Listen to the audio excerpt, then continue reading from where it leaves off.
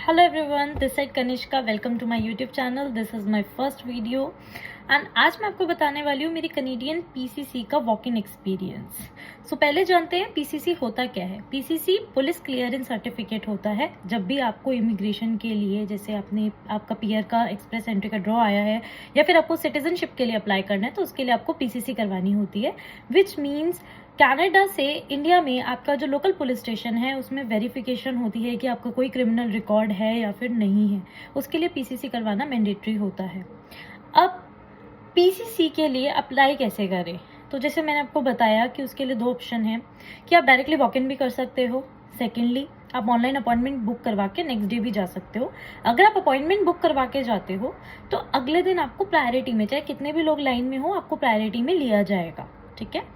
इसके अलावा अब वॉक इन में क्या होता है कि आप डायरेक्टली चले जाते हो वॉक इन में, लेकिन मेन प्रॉब्लम ये होती है आपकी कि आपसे पहले बहुत लोग आए होते हैं। बिकॉज मेरे एक्सपीरियंस में अगर ऑफिस 8 बजे खुलता है तो हम 7:30 बजे चले गए थे, तो मेरे से पहले सिर्फ 3-4 लोग ही थे, जिससे मेरा प्रोसेस बहुत ज़्यादा फास्ट हो गया।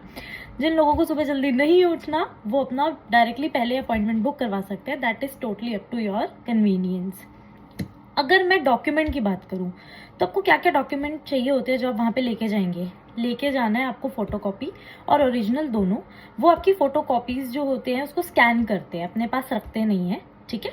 जैसे आपका पासपोर्ट हो गया और आपका वर्क परमिट हो गया, आपका कनाडा का एड्रेस प्रूफ हो गया जिसमें आपका ड्राइविंग लाइसेंस हो सकता है और आपकी लीज हो सकती है जो आपने साइन की हुई है। आपका इंडिया में रेजिडेंस जो है उसका आपको प्रूफ देना होता है, जिसमें आप आधार कार्ड भी दे सकते हो। फिर आपके पासपोर्ट में वो एड्रेस है तो वो भी चल जाएगा। इसके अलावा आपको इंडिया में भी किसी एक पर्सन का नंबर देना होता है जिस पे वेरिफिकेशन होती है। ठीक है। अगर मैं अपने एक्सपीरियंस की बात बताऊं तो देखिए, आप जब भी बीएलएसएस के ऑफिस में जाते हैं ना, तो आप जब भी वॉक इन करते हैं तो आप मेक श्योर करो कि आप सारा प्रोसेस ना उनके थ्रू कराओ। फर्स्ट ऑफ ऑल वो आपका पूरा फॉर्म जो है वो फिल करवाते हैं, उसमें सारी डिटेल्स वो एकदम करेक्ट फिल करवाते हैं, क्योंकि हम खुद से भरेंगे तो प्रॉब्लम होगी। ठीक है। और उनका जो चार्ज होता है ना वो बहुत ज़्यादा नहीं होता, $100 के अंदर वो पीसीसी भी कर देते हैं, आपका करियर भी उसी में ही करवा देते हैं। इवन आप डायरेक्टली अगर अपनी जेरोक्स नहीं भी लेके जाते हो, डायरेक्ट लेकर जाते हो, वो सब कुछ उसी में ही करवाते हैं।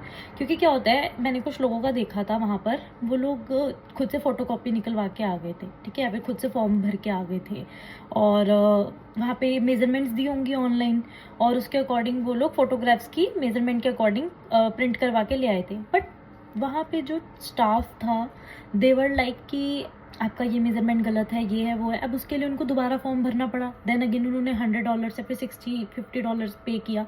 तो इट्स बेटर कि आप वहीं पर जाके अपना पेमेंट करके सारा काम करवाओ। आपका बहुत इजीली 20 to 25 मिनट में सारा काम हो जाता है। जैसे ही आपका काम हो जाएगा आपको एक ट्रैकिंग नंबर दे दिया जाएगा पेमेंट के बाद। उसके बाद आप ट्रैक कर सकते हो कि आपका पीसीसी कहाँ तक पहुँचा है, कितना, क्या वो इंडिया पहुँच गया, आपके जो डॉक्यूमेंट्स हैं पुलिस स्टेशन में आ गए हैं, वेरीफाई हो गए हैं।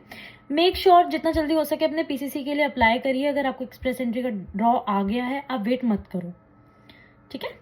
Thank you, bye bye and please make sure to hit the like button and subscribe my channel, ताकि मैं और इन्फॉर्मेटिव वीडियोज़ आप लोगों के लिए बनाती रहूँ।